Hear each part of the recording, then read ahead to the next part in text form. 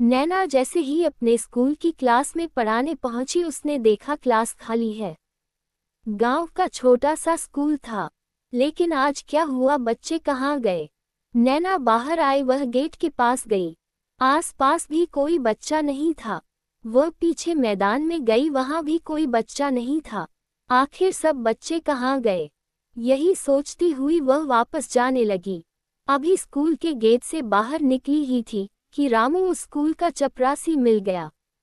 वह उसे देखते ही चौंक गया। अरे मैडम आप! नैना ने कहा, पहले ये बताओ कि सारे बच्चे कहाँ हैं और तुम स्कूल को खुला छोड़कर कहाँ घूम रहे हो? रामू घबरा गया। वह बोला, मैडम आपकी तबीयत बहुत खराब थी, इसलिए मैं तो आपको देखने अस्पताल गया था। नैना को अब और ज्यादा गुस्सा आ गया। वह बोली, किसने कहा तुमसे कि मेरी तबीयत खराब है? मैं यहाँ बच्चों का इंतजार कर रही हूँ।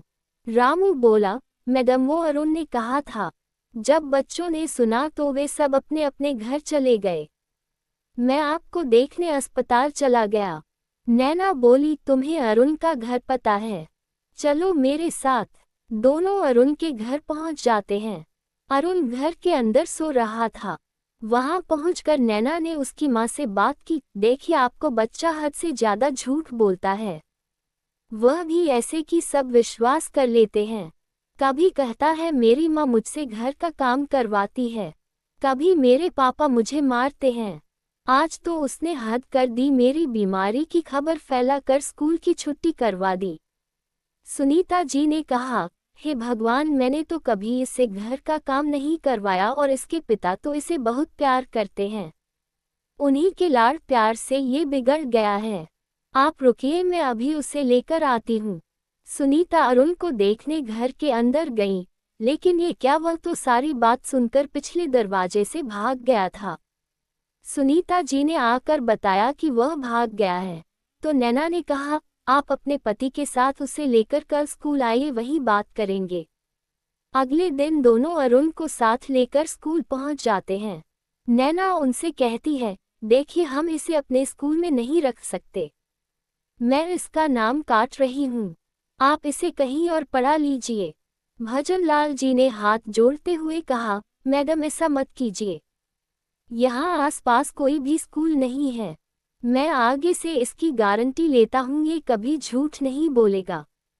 नैना ने कहा, ठीक है, इस बार इसे एक मौका दे देती हूँ, लेकिन अगर इसने फिर से कोई शरारत की तो मैं आपसे बात करे बगैर इसे स्कूल से निकल दूंगी।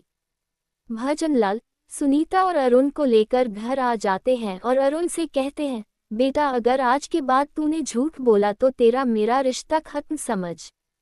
अरुण के ऊपर इन बातों का कोई असर नहीं होता, वह अपने पिता की बातों पर ध्यान नहीं देता। अगले दिन से वह स्कूल जाने लगता है। कुछ दिन तक तो वह अपने आप को रोक कर रखता है, लेकिन उसे झूठ बोलने की आदत थी।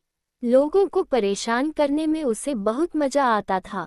एक दिन वह रात के समय छत पर लेटा था।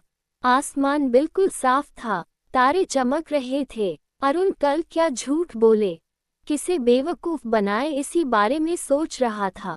तभी उसे एक ख्याल आया, आसमान में एक तारा टूट रहा था।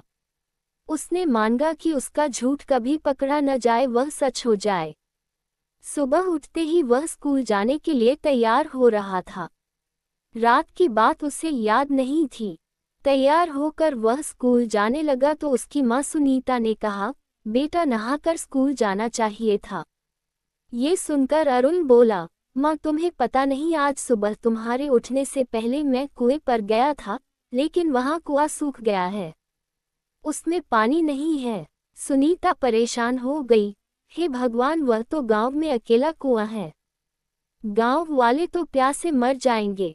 अरुण अपनी हंसी छुपाता हुआ स्कूल की ओर चल दिया।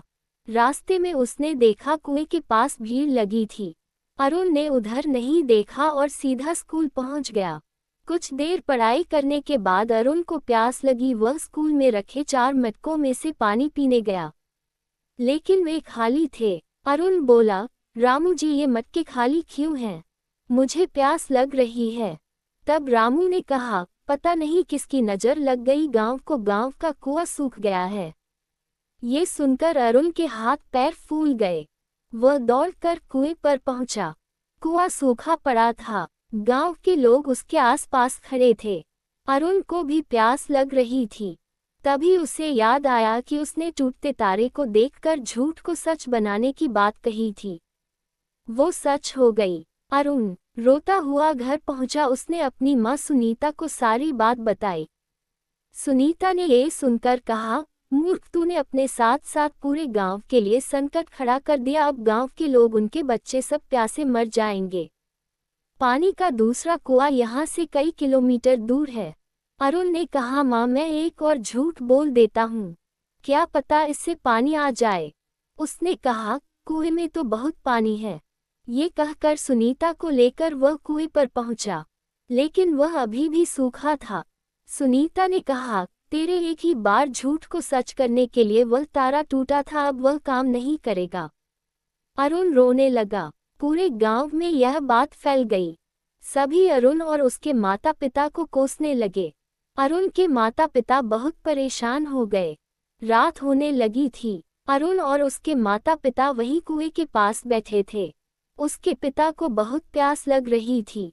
वे तड़पने लगे। अरुण रोने लगा, भगवान, मेरे झूठ को झूठ बना दो, मैं अब कभी झूठ नहीं बोलूंगा। मेरे पिता को बचा लो। तभी एक और तारा टूट गया। अरुण ने देखा कुएं में से आवाज आ रही थी। उसने देखा उसमें पानी भर रहा था। वह पानी ऊपर तक आ गया था। अरुण ने पानी निकाला और अपने पिता को दिया। उसके बाद अरुण ने कहा, मैं कसम खाता हूँ आज के बाद कभी झूठ नहीं बोलूंगा। अरुण के माता पिता सभी गांव वालों को बुला लाए। पूरा गांव बहुत खुश हुआ।